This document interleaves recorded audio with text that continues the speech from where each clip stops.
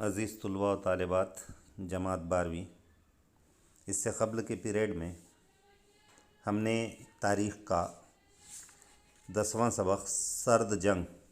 کسے کہتے ہیں یا کولڈ وار کسے کہتے ہیں اس کے بارے میں دیکھے، جس میں ہم نے دیکھے کہ جب دو ممالک کے درمیان براہ راست جنگ نہ ہوتے ہوئے جنگ کا سا ماحول تیار رہتا ہے اس کو جو ہے تو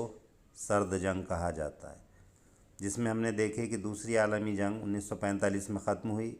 اور اس کے بعد امریکہ اور سوویت یونین ان دو گروہوں کے درمیان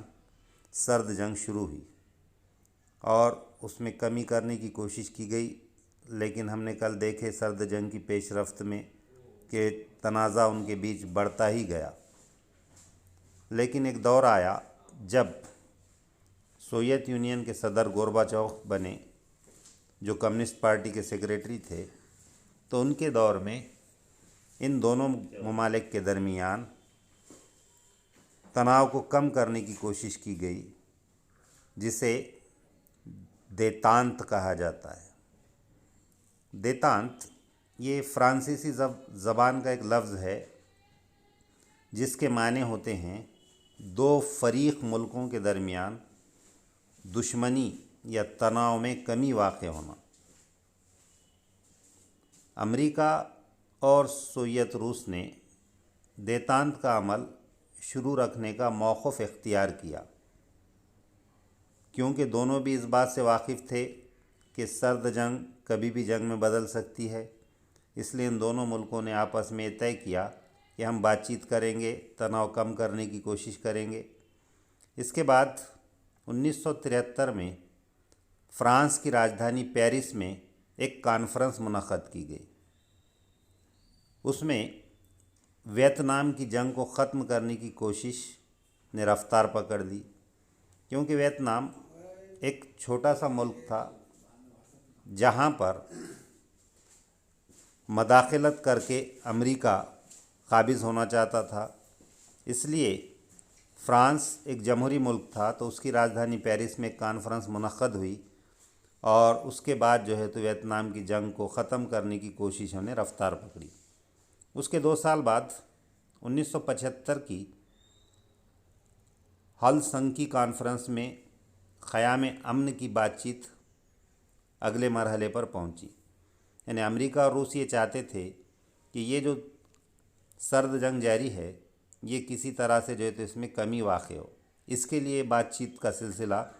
1973 1975 کی کانفرنسوں میں ہوا۔ اس کانفرنس میں امریکہ اور سوویت روس، کیونکہ امریکہ سرمایہ دارانہ نظام کا علمبردار تھا جبکہ سوویت روس کمیونسٹ نظام کا علمبردار تھا، تو ان دونوں فریق ملکوں کے ساتھ ساتھ یورپ کے تقریباً 35 ملکوں نے اس کانفرنس میں حصہ لیا تھا۔ مشرقی اور مغربی یورپ کے ملکوں کے بیچ تناؤ کم کرنے کے لیے اس کانفرنس کا انعقاد کیا گیا تھا۔ جیسا کہ ہم نے دیکھی کہ یورپ سے فرانس اور انگلستان کا جو ہے تو دباؤ کم ہو چکا تھا اور امریکہ اور روس نے یورپ کے اندر اپنا دباؤ جو ہے تو بڑھا چکے تھے، اپنے حلقے نفوذ کے اندر انہوں نے کئی ممالک کو لے لیا تھا، تو اس کو بھی کم کرنا ایک مقصد تھا۔ اس کے بعد پھر 3 سال کے بعد 1978 میں کیمپ ڈیوڈ کانفرنس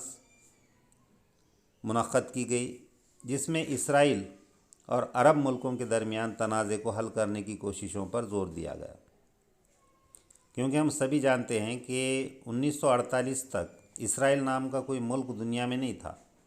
لیکن فلسطین کے سرحد پر ایک چھوٹی سی جگہ میں اسرائیلیوں نے قبضہ جمایا اور وہاں پر اسرائیل نام کا ملک وجود میں آیا، اس لیے ہر وقت اسرائیل اور عرب ممالک کے تعلقات کشیدہ رہتے ہیں، اس لیے ان کو بھی حل کرنے کی کوشش 1978 کی کانفرنس میں ڈیوڈ میں کی گئی۔ اس کے 1 سال بعد 1979 میں ایران میں سیاسی انقلاب رونما ہوا۔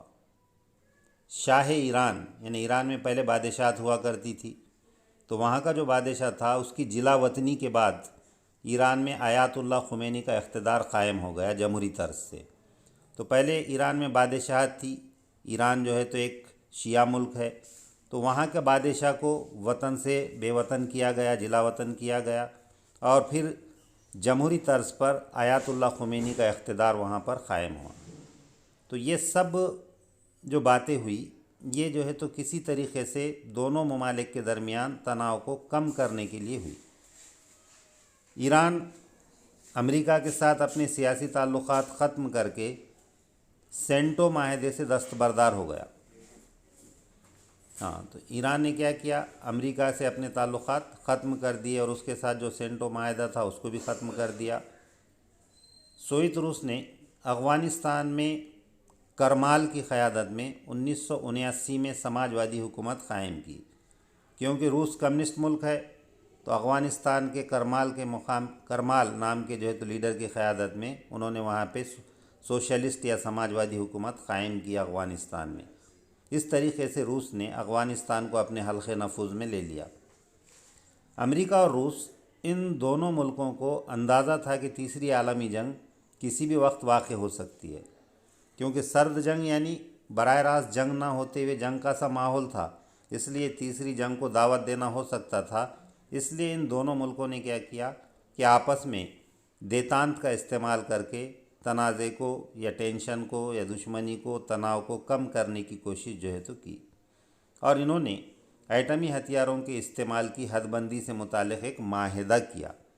کہ ایٹمی ہتھیار تو دونوں ملکوں کے پاس تھے لیکن وہ استعمال نہیں کریں گے، اس کی حد یا اس کی لمٹ کتنی رہیں گی اس بارے میں جو ہے تو دونوں میں معاہدہ ہوا۔ تو اس طریقے سے یہ سرد جنگ میں کمی کرنے کے لیے دیتانت نام کا ایک اصطلاح جو تھی وہ جو ہے تو کی گئی۔ اسی اثنا میں روس میں گورباچوف کی حکومت آئی 1985 میں، اور روس کے صدر بھی وہ بنے۔ تو گورباچوف کے زمانے میں سرد جنگ کا اختتام ہوا۔ انہوں نے پیریسٹرائکا اور گلوسنوست نامی رسالے کے توسط سے روس میں انقلابی تبدیلیاں متعارف کروائی۔ تو کیونکہ گورباچوف جو تھے ان کو معلوم تھا کہ روس میں کمیونسٹ حکومت ہے، لیکن اگر یہ کمیونزم زیادہ دنوں تک رہا تو وہ جو ہے تو کیا ہو سکتا ہے، وہاں پر ٹکڑے ہو سکتے ہیں روس کے۔ اس لیے انہوں نے 2 رسالے جاری کیے، ان کے رسالوں کا نام ہے پیریسٹرائکا اور گلاسنوست، اور اس کے ذریعے سے روس میں تبدیلی لانے کی کوشش کی گئی۔ پیریسٹرائکا کے معنی ہوتے ہیں باز تشکیل یا دوبارہ تعمیر کرنا یا از سر نو شروع کرنا، جبکہ گلاسنوست کے معنی ہوتے ہیں کھٹلاپن اور آزادی۔ تو انہوں نے کمیونسٹ ہوتے ہوئے بھی لوگوں کو کچھ آزادی دینے کی کوشش کی۔ اس زمانے میں روس کی معیشت مشکل میں تھی، یعنی وہاں کی اکانومی کی جو ہے تو معاشی بحران کا شکار ہو چکی تھی۔ گورباچوف نے سیاسی اور معاشی نظام کو دوبارہ منظم کرنے کی کوشش کی اور آزادانہ انتخابات کی حمایت کی۔ حالانکہ گورباچوف جو ہے یہ کمیونسٹ ہے، اور کمیونزم میں ایک پارٹی نظام ہوتا ہے، انتخابات نہیں ہوتے، لیکن گورباچوف کو اس بات کا ڈر تھا کہ اگر انتخابات نہیں ہوئے تو روس کے ٹکڑے ہو سکتے ہیں۔ اس لیے وہ کمیونسٹ ہونے کے باوجود، کمیونسٹ پارٹی کے سیکریٹری ہونے کے باوجود انہوں نے انتخابات کی حمایت کی اور روس کو معاشی بحران سے نکالنے کی کوشش کی۔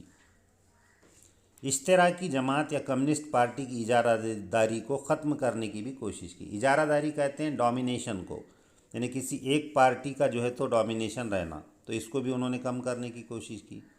انہوں نے معیشت پر مرکزی کنٹرول کو کم کیا، اور ایک کام انہوں نے کیا کہ جو اکانومی تھی روس کی اس پر جو مرکزی حکومت کا کنٹرول تھا اس کو بھی کم کرنے کی کوشش کی۔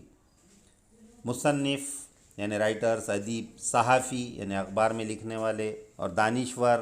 یعنی جو ماہر لوگ ہیں، ایکسپرٹ لوگ ہیں، ان کی اظہار رائے کی آزادی دی۔